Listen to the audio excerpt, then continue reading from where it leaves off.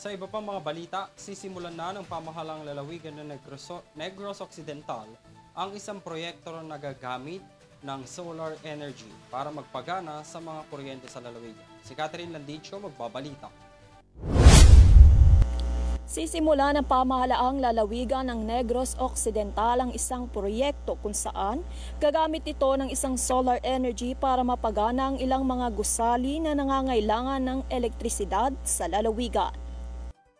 Sisimula ng pamahalang panlalawigan ng Negros Occidental ang isang proyekto ng renewable energy na gagamit ng solar energy para mapagana ang 7 sa mga pangunahing gusali nito at makabawas sa gastos ng kuryente.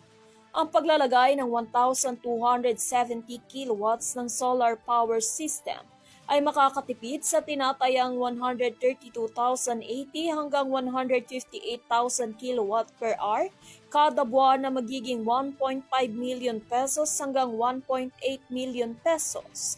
Ang buwanang matitipid ayon niyan kay Governor Eugenio Jose Lacson.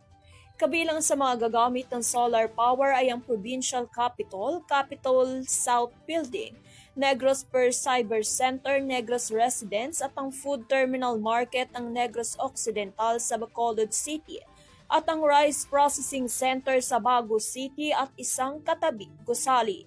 Ang pangangailangan ng kuryente ng lahat ng istruktura ng gobyerno sa lalawigan ay kasalukuyan namang naseserbisyuhan ng Central Negros Electric Cooperative. Para sa EuroTV News, Catherine Landicho sumasaludo sa bawat Pilipino.